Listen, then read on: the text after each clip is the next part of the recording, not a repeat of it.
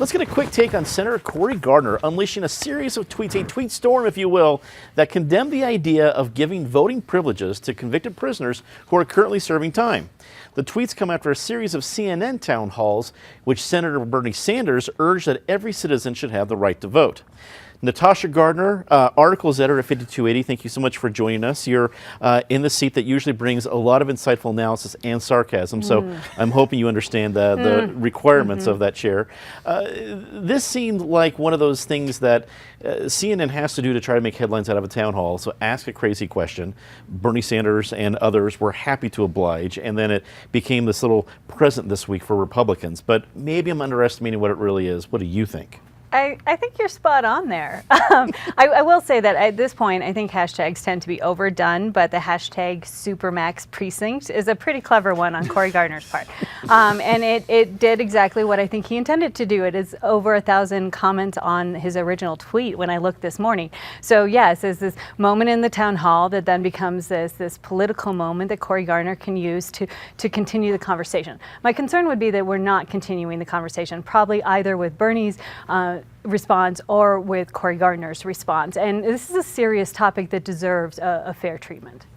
Ed Seelaver from the Denver Business Journal, our man at the Capitol. What do you think about the reaction to this? Is it simply just a great gift for Republicans, or is there that missing serious conversation that Natasha refers to? Well, I mean, there certainly is a conversation to be held out there, but it's an interesting conversation because it's one that hasn't been brought up really before this race. It's not like we've been rehashing the issue of whether prisoners should be voting for the past several elections. This is brand new, and it's certainly, honestly, she's right. I mean, it favors Republicans, I think, for the most part in this. This might be a great Bernie Sanders idea. The one thing I would be a little worried about if I were Cory Gardner, it's very clear that all of the 6 dozen Democrats that are running against him in the 2020 election are not running against Cory Gardner so much as they're running against Donald Trump, and hey, Cory Gardner happens to be in the same party as him. If Gardner takes on more Trump-like characteristics like these tweet storms, he's playing a little bit into Democrats' hands. Political analyst Eric Sonderman, what do you think about this as an idea? Does the reaction seemingly to both bases let folks, I guess, encourage more Democrats to step away from this at future town halls? Or does this become one of those things that maybe a Democratic candidate can come out of the field with an opinion on this one? What do you think? Both parties are playing to their bases here. To Ed's point, I think Cory Gardner's in this damned if he does, damned if he doesn't kind of a cycle where he spends Monday, Wednesday, and Friday pitching to the base, and then on Tuesdays and Thursdays he tries to be the moderate to pitch to a broader slice of Coloradans, and it just, he's caught coming and going. A first rule of politics is that when somebody throws you a really juicy, fat, slow pitch, you hit the thing, and that's what Cory Gardner did this week. Bernie Sanders and others threw him a real nice slow pitch, and he hit it just like other Republicans are hitting it. There is a serious conversation to be held here. But different states have different policies. Colorado, it's not only when you're incarcerated, it is at some point after incarceration that you can't vote.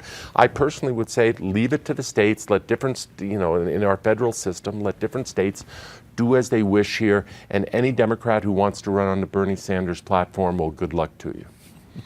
Susan Green, editor at Colorado Independent, rounds out our panel. Thank you for being here. Susan, is this a way to get that serious discussion kicked off?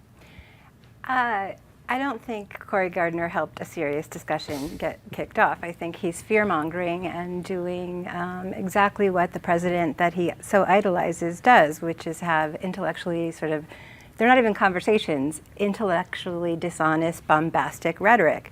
This conversation, however, is taking place. It's not something that we need to look forward to. It's taking place this very week in the legislature. Yesterday, there was a huge bill passed to allow, as Eric was sort of referring to, 9,000 felons who are out on parole to vote. And that was a bipartisan measure, and it was passed unanimously, and there's a very real fiscal interest in, because there is data, believe it or not, that says that felons who are able to vote and parolees who are able to vote have lower recidivism rates. That there is something to the very fact, and this may be very woo-woo to Cory Gardner, that if you recognize the humanity of folks who have done their time and get out of prison, and you recognize them as part of their communities and they feel like they belong, maybe they won't go back to prison. And I think it's a really big missed opportunity here.